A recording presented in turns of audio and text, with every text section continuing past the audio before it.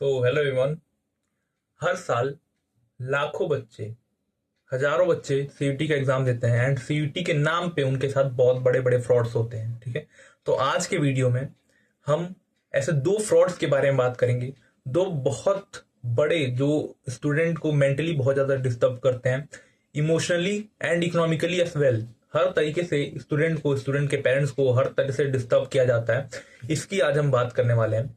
And आज की video में जो भी मैं बताऊंगा, ठीक है, जो भी मैं बोलूंगा वो मेरा पर्सनल एक्सपीरियंस है, जो मैंने एक्सपीरियंस किया है अपने साथ। मैं उसी के बेसिस पे आपके साथ शेयर करूंगा सारी चीजें। ठीक है, तो हेलो, मेरा नाम ऋषभ एंड आई होप आप सब अच्छे होंगे। चलो स्टार्ट करते हैं इस वीडियो में, जिसमें आज की वीडियो में मैं दो बहुत बड़े चैलेंजेस, दो बहुत बड़े फ्रॉड स्कैम के बारे में मैं आपको बताने वाला हूं, जो सीयूटी के नाम पे होते रहते हैं। ठीक है, हर साल हजारों बच्चे एग्जाम देते हैं। ठीक है, हजारों बच्चे एग्जाम देते हैं, हजारों बच्चों के साथ फ्रॉड होते हैं, स्कैम होते हैं, ऐसी सारी चीजें।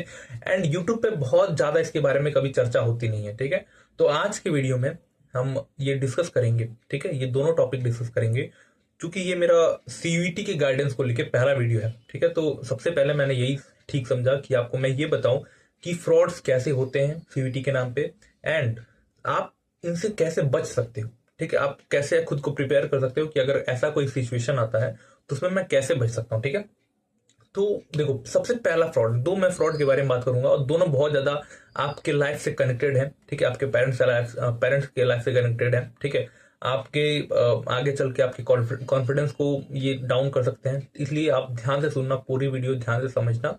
उसके बाद अगर आपका कोई सजेशन हो या फिर आपकी कोई कंप्लेन हो कि भैया आपने ये गलत बोला, आपने ये सही बोला, वो भी आप कमेंट सेक्शन में सिंपली आगे कमेंट करके आप हमें बता सकते हो। ठीक है, तो सबसे पहला जो हमारा स्कैम होता है आज के टाइम पे, ठीक है, आज के टाइम पे स्कैम ये होता है कि बहुत सारे ऐसे प्राइवेट प्लेयर्स, फॉर एग्जांपल कोई एक ऐसा स्टूडेंट है, एक राकेश नाम का एक स्टूडेंट है, फॉर एग्जांपल मान लो आप, राकेश नाम का स्टूडेंट है, वो बोलता है कि भैया मेरे बड़े पापा या मेरे चाचा, ठीक है, उनकी डीयू के किसी बहुत बड़े कॉलेज में या फिर बीएचयू के किसी बहुत बड़े कॉलेज में उनकी जान पहचान है एंड वो हमारी एडमिशन करा देंगे, लेकिन वो कुछ पैसे लेंगे।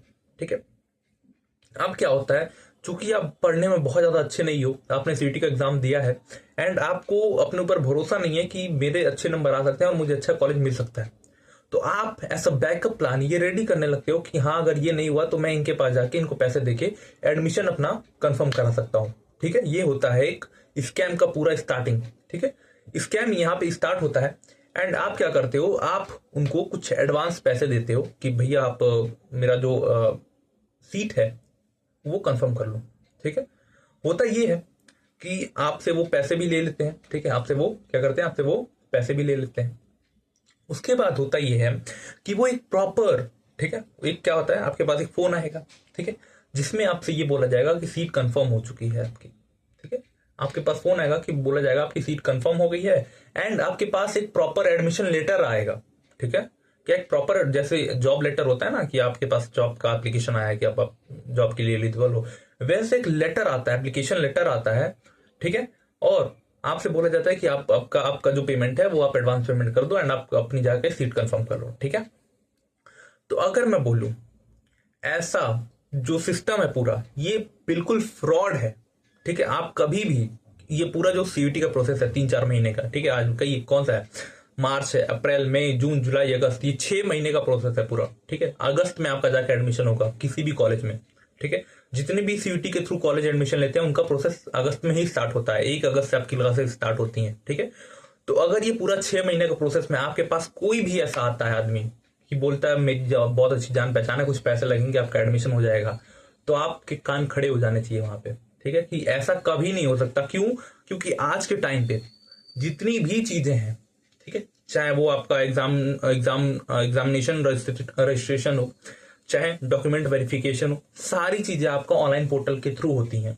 ठीक है, अगर मैं आपसे बोलूं, आप क्या होता है, सबसे पहले आपने सीयूटी का फॉर्म भरा, सीयूटी के लिए रजिस्ट्रेशन किया, उसके बाद क्या होगा, आपकी क्या आएगी, आपका एक हॉल टिकट आएगा। हॉल टिकट का मतलब होता है एडमिट कार्ड। ठीक है, एडमिट कार्ड आएगा आपका, एडमिट कार्ड से क्या होगा, आप जाओगे एग्जाम देने। ठीक है, एग्जाम दे के आओगे, फिर 1-1.5 महीने बाद, ठीक है, आपका रिजल्ट आता है सीयूटी का, उसमें आपको एक परसेंटाइल दी जाती है, इतना परसेंट आपका नंबर आया है, परसेंटाइल मिलती है, परसेंट नहीं मिलता, परसेंटाइल मिलती है आपको। ठीक है, उसके बाद क्या होता है, आप उस आपका जो रिजल्ट आया उसके बेसिस पे अलग अलग यूनिवर्सिटीज को टारगेट करते हो, ठीक है। जैसे उस यूनिवर्सिटी के बेसिस पे, उस एडमिट कार्ड के बेसिस पे, सॉरी, उस रिजल्ट के बेसिस पे आपने डीयू में रजिस्ट्रेशन कराया, अपना डीयू का अलग पोर्टल ओपन होगा, आपने डीयू में रजिस्ट्रेशन कराया, आपने बीएचयू में रजिस्ट्रेशन कराया, आपने जामिया मिलिया में रजिस्ट्रेशन करा दिया, आपने अलीगढ़ यूनिवर्सिटी में एडमिशन करा लिया, ठीक है। आपने सबके जगह पे, सब जगह पे आपने रजिस्ट्रेशन कर दिया।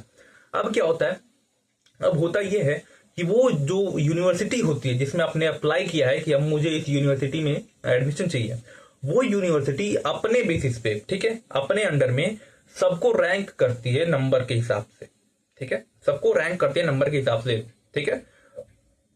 अब आप ये बोलो, अगर अब मैं ये बोलूं कि आपका डायरेक्ट कांटेक्ट है दिल्ली के वाइस डीयू के जो वाइस चांसलर है उनसे, वो आपका एडमिशन करा सकते हैं, तो आप मेरी बात पे भी भरोसा मत करना। उनके हाथ में भी नहीं है कि आपका एडमिशन हो जाए डीयू में। क्यों?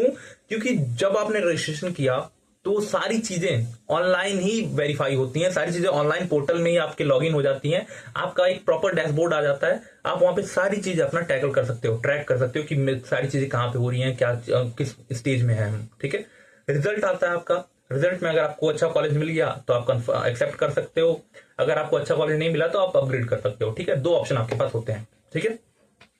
तो अगर यहाँ पे आपसे आके ये कोई बोलता है कि मैं आपको सीट दिला दूंगा, मेरी डायरेक्ट जान पहचान है बड़े लोगों से, कॉलेजेस के, यूनिवर्सिटीज के, तो आप बिल्कुल भरोसा मत करना, किसी को भी पेमेंट करने की जरूरत नहीं है।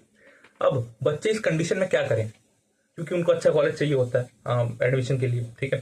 तो देखो, अगर आपके पास टाइम है, फॉर एग्जाम्पल आपका जो डेट ऑफ बर्थ है वो डॉक्यूमेंट में पीछे करके लिखा हुआ है, फॉर एग्जाम्पल आप 2004 के बॉर्न हो और आपके जो डॉक्यूमेंट्स है उसमें 2005, 6, 7 लिखा हुआ है, आपके पास एक साल का एक्स्ट्रा टाइम है, तो मैं ये बोलूंगा कि आप एक साल का गैप ईयर लो, ठीक है। एक साल का गैप ईयर लो। अगर आपके नंबर अच्छे नहीं आए हैं, वैसे तो पूरी कोशिश करो कि आप पूरा अच्छा स्कोर कर पाओ, बट किसी भी कंडीशन की वजह से, आप चाहे आपकी प्रिपरेशन ना हो पाई हो, चाहे कुछ भी हो पाया हो, अगर आपके नंबर अच्छे नहीं आते हैं, ठीक है, आपको अच्छा कॉलेज नहीं अलॉट होता है, एंड तक सुनना मेरी बात, अगर आपके अच्छे कॉलेज में एडमिशन नहीं मिलता है, आप क्या करोगे, आप एक साल का गैप ईयर लो, ठीक है, एक साल का गैप ईयर लो, उसमें खुद को जॉब रेडी बनाओ, नया नया स्किल सीखो एक साल में, और एक साल का जब 6 महीने बीत जाए, 6 महीने के बाद से सीईटी का प्रिपरेशन करना स्टार्ट करो, ठीक है।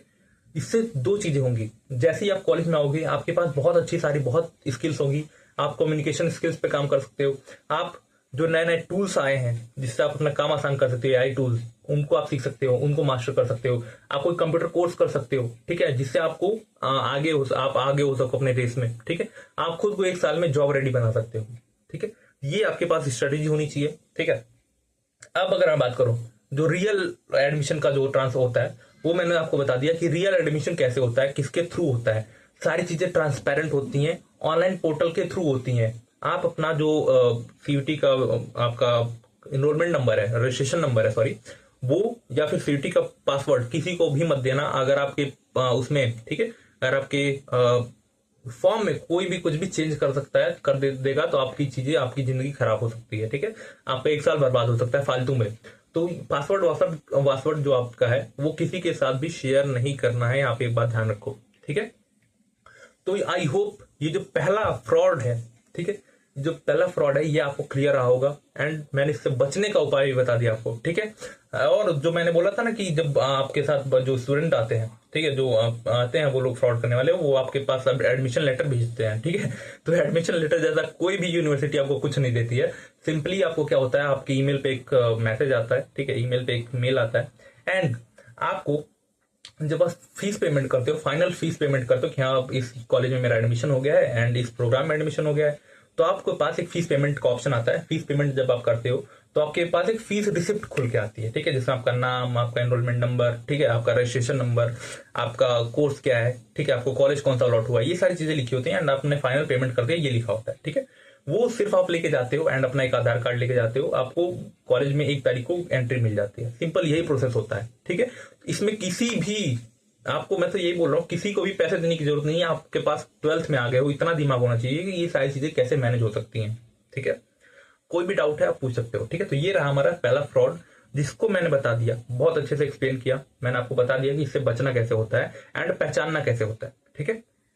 अब दूसरा जो मैं फ्रॉड बताने वाला हूं वो है, आप कॉलेज में आने से पहले बहुत ज्यादा एक्सपेक्टेशन सेट कर लेते हो अपने कॉलेज लाइफ को लेके, कि कॉलेज लाइफ ऐसी होती है, आप बाइक से आओगे तो आपके पीछे 4 लड़कियां होंगी, या फिर लड़कियां तो 4 लड़के देखेंगे। ऐसा कुछ नहीं होता, ठीक है।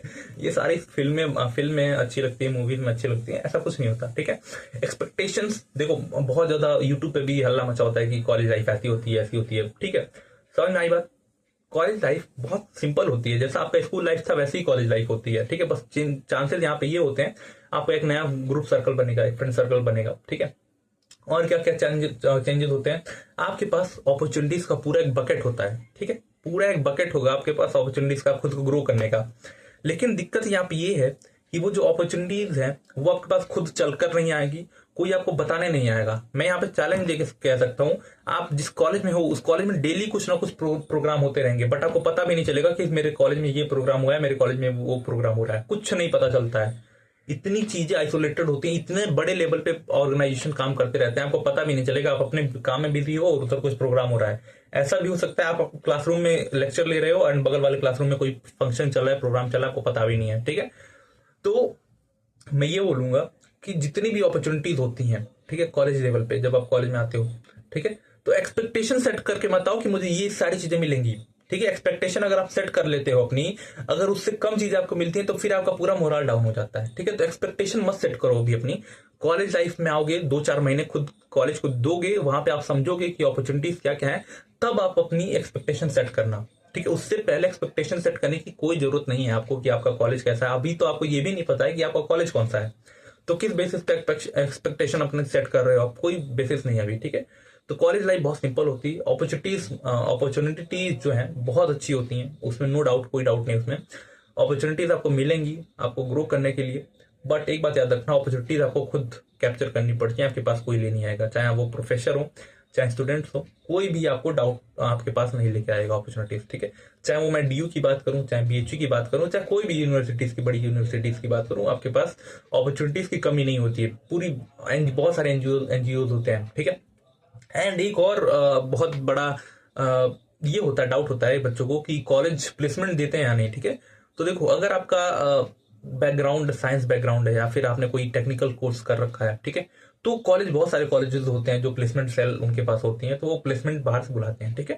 तो ऐसा ऑप्शन बैचलर्स ऑफ आर्ट्स के जो बीएस के प्रोग्राम के, चाहे बैचलर्स ऑफ आर्ट्स ऑनर्स के जो स्टूडेंट है, उनके पास बहुत कम अपॉर्चुनिटीज होती हैं।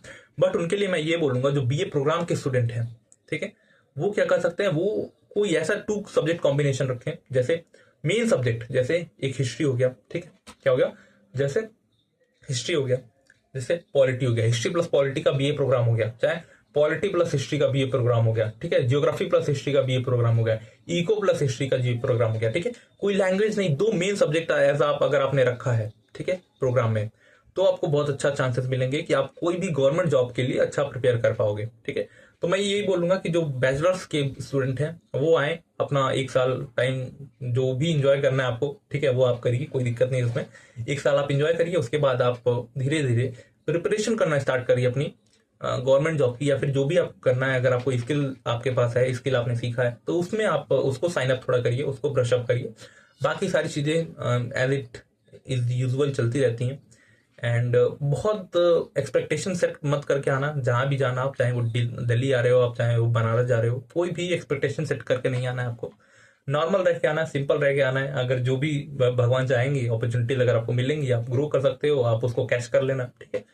तो that's for today, and I hope ये जो पूरा हमारा वीडियो है ये आपको अच्छा लगा होगा, इन्फॉर्मेटिव लगा होगा। तो अगर आपको ये ऐसा लगता है कि हमें कुछ इंप्रूवमेंट की जरूरत है, तो प्लीज कमेंट सेक्शन में कमेंट करो आप। And thank you for watching this video. And अगर आपको थोड़ा सा भी हम पे लगता है कि हम मेहनत कर रहे हैं, आपके लिए काम कर रहे हैं, तो प्लीज चैनल को सब्सक्राइब करो। इससे हमें भी मोटिवेशन मिलता है कि हम आगे चल के आपके लिए काम कर पाए और अच्छे वीडियो बना पाए, ठीक। तो that's for today, and I hope you like this video. If you like this video, do subscribe our channel. Till then, keep learning, keep growing, stay connected. God bless you all. Jai Hind.